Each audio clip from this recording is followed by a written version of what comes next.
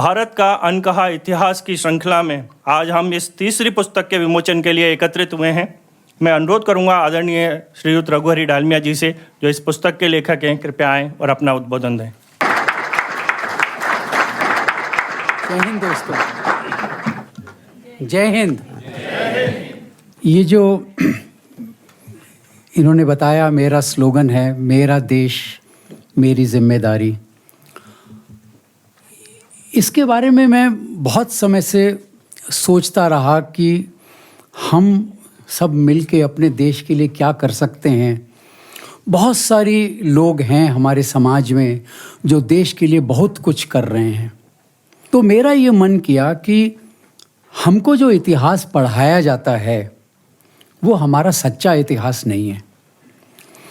तो किसी की तो जिम्मेदारी बननी चाहिए कि वो जो सच्चा इतिहास है, जो भारत का गौरवपूर्ण इतिहास है, और उसके साथ साथ जो भारत का क्रूरतापूर्ण इतिहास है, वो सबके सामने लाया जाए। हमको जब पढ़ाया गया तो हमको ये बताया गया अकबर बहुत महान था। अकबर बहुत महान था, मैं मानता हूँ।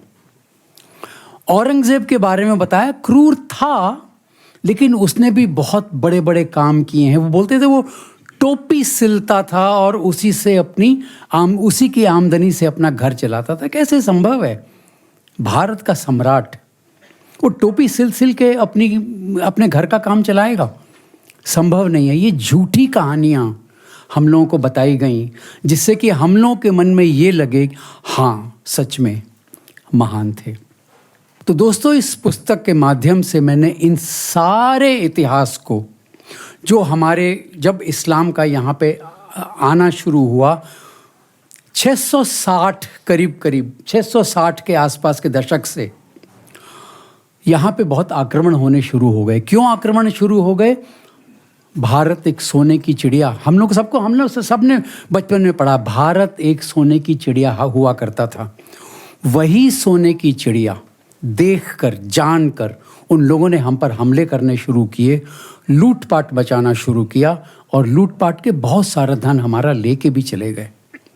712 में कासिम आया, राजा दाहिर की दोनों लड़कियों को उठा के ले गया, और दोनों लड़कियों को ले जाके वो उनका जो खलीफा था उसको ले जाके प्रेजेंट कर दिया। 300 वर्ष बाद गजनी आया। गजनी ने हमारे सोमनाथ के ऊपर हमला किया। सोमनाथ जी की हमारा जो शिवलिंग था उसको खंडित करके ले गया और एक मस्जिद की सीढ़ियों में उसको डाल दिया, जिससे कि हर मुसलमान का पांव हमारे शिवलिंग के ऊपर पड़े। हम लोगों ने उनका क्या बिगाड़ा था जो इस तरह का व्यवहार उन्होंने हमारे साथ किया, हमारे धर्म के ऊपर चोट पहुंचाई। उसके बाद 1192 में गौरी आया। गौरी ने हमला किया। पृथ्वीराज चौहान की कहानी हम सब ने पढ़ी होगी। गौरी आया, पृथ्वीराज चौहान को हरा के यहाँ पे बस गया, और वहाँ से आरंभ हुआ इस्लाम का इतिहास भारतवर्ष में। इस्लाम का इतिहास बहुत क्रूर रहा है भारतवर्ष के प्रति, हमारे हिंदुओं के प्रति। मैं भारतवर्ष इसलिए बोलता हूँ कि हमारा भारतवर्ष हिंदू का ही है। बाकी सब जो आए हैं वो बाहर से आए हैं, कन्वर्ट हो गए, वो अलग चीज़ है। लेकिन हमारा भारतवर्ष जो है वो हमारे हिंदुओं का ही है। आज भी हम लोग 80% हैं। मैं आपको बताऊंगा बाद में। 500, 700, 800 वर्ष का इस्लाम का इतिहास, उसके बावजूद हम कन्वर्ट क्यों नहीं हुए? हम लोग आज भी 85% हैं। 85% हम कैसे रह गए? पर उसके पहले मैं थोड़ा सा आपको पूरा ये मुस्लिम इतिहास के बारे में शॉर्ट में बता देता हूँ। कासिम के बारे में मैंने बताया, गौरी के बारे में आपको बताया, बख्तियार खिलजी आया था। बख्तियार खिलजी ने हमारे नालंदा विश्वविद्यालय उसको कंप्लीटली डिस्ट्रॉय कर दिया, आग लगा दी। वहाँ पे जितने लोग पढ़ते थे और जितने लोग पढ़ाते थे सबको कत्ल कर दिया। क्यों? केवल एक कारण, वो बीमार पड़ गया और उसका हकीम उसको ठीक नहीं कर पाया, और नालंदा में जो वैद्यराज थे उन्होंने अपनी दवाई से उसको ठीक कर दिया। और वो बोलता है कि हिंदू का आदमी कैसे मुझे ठीक कर सकता है, वो काफिर है, सबको जला दो, सबको मार दो। नालंदा विश्वविद्यालय उसने डिस्ट्रॉय कर दिया। एक अच्छी बात के लिए, कोई भूल भी नहीं हुई थी, एक अच्छी बात के लिए केवल उसको ठेस पहुंची थी, पूरा नालंदा विश्वविद्यालय उसने डिस्ट्रॉय कर दिया। आज भी उसके अवशेष नालंदा में हैं। और बख्तियार खिलजी जो डिस्ट्रॉयर था, बख्तियारपुर, नालंदा का जो रेलवे स्टेशन है बख्तियारपुर उसका नाम है। किसने रखा ये नाम? किसने रखा ये नाम? हमारे वो राजनीतिज्ञ जो समझते थे कि मुस्लिम इतिहास बहुत महान है। हमारे दिल्ली के अंदर, आप लोग सब जानते हैं, सब दिल्ली में रहने वाले हैं, अकबर रोड है हमारे यहाँ जो बहुत महान था। शाहजहां रोड है हमारे यहाँ जिसको बोलते थे कि बड़ी सारी सुंदर सुंदर बिल्डिंग्स बनाई, हाँ बनाई हैं, लेकिन उसके साथ साथ उसने क्या क्या किया अभी आपको बताऊंगा। जहांगीरपुरी, हुमायूं रोड, बाबर रोड, हमारे मॉडर्न स्कूल के एकदम पीछे में है बाबर रोड। इन लोगों का नाम तो हमने ग्लोरीफाई कर रखा है। और जो हमारे जो आदर्श हैं, महाराणा प्रताप या महाराणा सांगा या हमारे शिवाजी, वीर शिवाजी या संभाजी, सब लोगों ने छावा मूवी देखी होगी, अभी रिसेंटली आई है।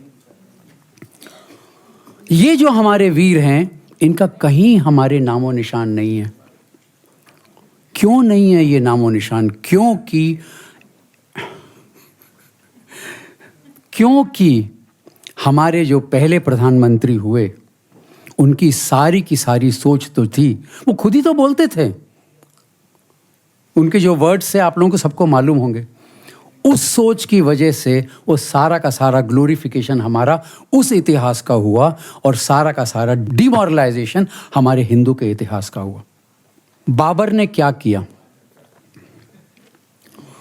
स्त्रियों के मुंह में रेत भरकर उनको मार डाला, उनके बाल काट दिए, केश काट दिए गए, स्त्रियों के मुंह में रेत भर के उनको मार डाला गया। अकबर ने क्या किया?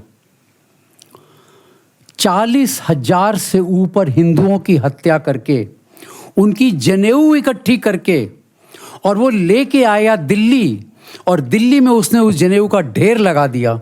कोई बोलता है 200 किलो जनेऊ थी, कोई बोलता है 2000 किलो जनेऊ थी।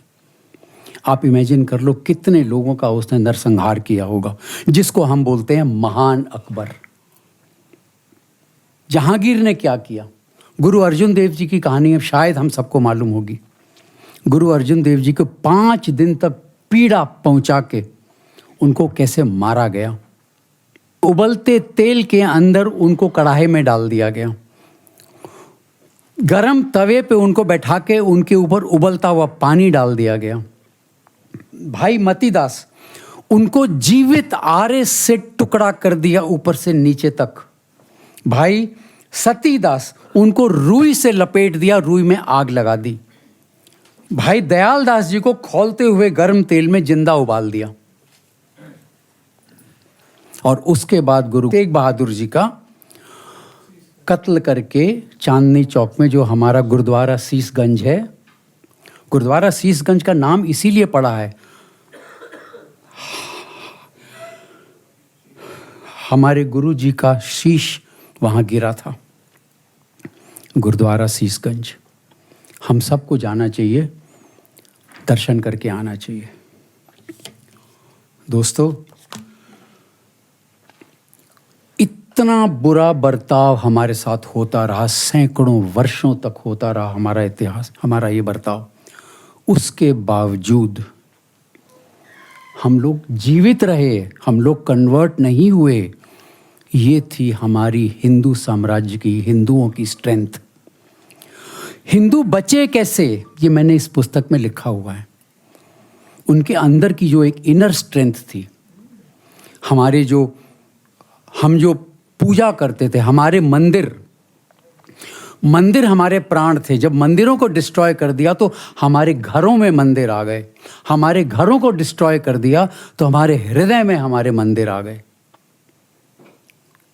परंतु हमने हमारे मंदिरों को छोड़ा नहीं, और ये हमारी जो स्ट्रेंथ थी, इसकी वजह से हम कन्वर्ट नहीं हुए। फिर भी थोड़े बहुत कन्वर्ट हो गए, जो थोड़े से वीक रह गए वो कन्वर्ट हो गए, लेकिन उसके बावजूद मेजॉरिटी कन्वर्ट नहीं हुए। तो ये हमारे हिंदुओं की स्ट्रेंथ थी। हमारे इस पुस्तक में आगे जो भाग है उसके अंदर मैंने जिहाद का वर्णन किया है, तरह तरह के जिहाद जो हुए हमारे साथ, आज भी हो रहे हैं। हम लव जिहाद की बात कर रहे हैं, जनसंख्या जिहाद की बात कर रहे हैं, आर्थिक जिहाद, हलाल जो जिहाद सब लोग सुनते हैं, हलाल इकोनॉमी जो इन लोगों की चलती है, हलाल जिहाद की बात करते हैं। अजान जिहाद, दिन में 5 बार लाउड स्पीकर के ऊपर हम लोग को सुननी पड़ती है, लेकिन कोई माई बाप नहीं है उसको रोकने वाला। नमाज रोड के ऊपर जाके पूरी रोड की रोड ऑक्युपाई कर लेते हैं और हम कोई उनको रोकने वाला नहीं, कोई उनको वहाँ से हटाने वाला नहीं है। नमाज जिहाद।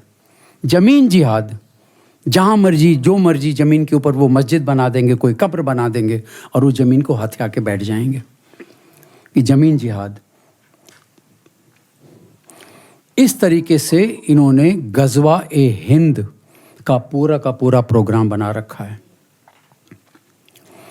और ये गज़वा ए हिंद जो है, इनका टारगेट है 2047। 2047 में भारत को मुस्लिम राष्ट्र ये लोग बना के रहेंगे, ये इनका टारगेट है। हम लोगों का अपना, हमारी खुद की इच्छा होनी चाहिए, हमारे में वो स्ट्रेंथ होनी चाहिए, हमारे में वो जज्बा होना चाहिए कि ये हम कभी होने नहीं देंगे। पर उसके लिए हमको काम तो करना पड़ेगा। तरह तरह के इन्होंने नरसंहार किए हैं। पिछले 100 वर्ष से और ज़्यादा हुआ है, जब से ये मुस्लिम साम्राज्य समाप्त हुआ है और अंग्रेज़ों का साम्राज्य आ गया है, उसके बाद से इन्होंने ये नरसंहार का काम चालू किया है। मोपला नरसंहार, कलकत्ता नरसंहार, पटना नरसंहार, ये सारे के सारे डिस्क्रिप्शन मैंने इस पुस्तक में लिखे हैं। कश्मीर का, ये तो 35 वर्ष पुरानी बात है। कश्मीर का जो नरसंहार होके वहाँ पे जो निष्कासन हुआ है हिंदुओं का, इस तरह के पूरा का पूरा मैंने इसका वर्णन किया है हमारी पुस्तक के अंदर। आखिर में मैंने ये ज़रूर लिखा है कि भैया हमको हिंदू एकता और हिंदू जागरण ये बहुत आवश्यक है। आज अगर हम लोग नहीं चेते तो 2047 में, आज आप सबके सामने खुल के बोलता हूँ, 2047 याद रखिएगा, 25 वर्ष भी और नहीं बाकी है। अगर हम लोग आज नहीं चेते और हम लोगों ने बाहर जाके लोगों को चेताया नहीं, तो हम सब हिंदू एकजुट नहीं हो पाएंगे। और यदि हम लोग एकजुट नहीं हुए तो हमारे पास चॉइस नहीं है। 47 में हम सब या हमारे वंशज, शायद हम में से कोई, मोस्टली हम लोग शायद नहीं रहेंगे, हमारे वंशज मुस्लिम धर्म स्वीकार कर लेंगे। बहुत बोल्ड स्टेटमेंट दे रहा हूँ मैं, बहुत बुरा स्टेटमेंट दे रहा हूँ मैं, लेकिन जो सच्चाई मैं देख रहा हूँ वो मैं आपको दिखाने की चेष्टा कर रहा हूँ। मेरा स्लोगन है, मेरा देश मेरी जिम्मेदारी। और दोस्तों, उसी श्रृंखला में ये पुस्तक मैंने लिखी है क्योंकि मैं समझता हूँ ये मेरी जिम्मेदारी है कि मुझे हमारे देशवासियों को, हमारे हिंदुओं को जागृत करना है। और मैं जहाँ जाने की संभावना होती है, जहाँ मेरे को इस तरह का प्लेटफॉर्म मिलता है, मैं बोलने की भी चेष्टा करता हूँ, जागो हिंदुओं, जाग जाओ, अब समय है, आगे समय नहीं मिलेगा।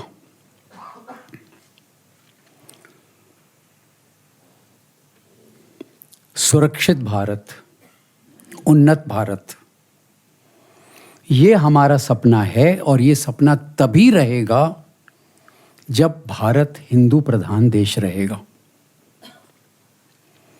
जय हिंद।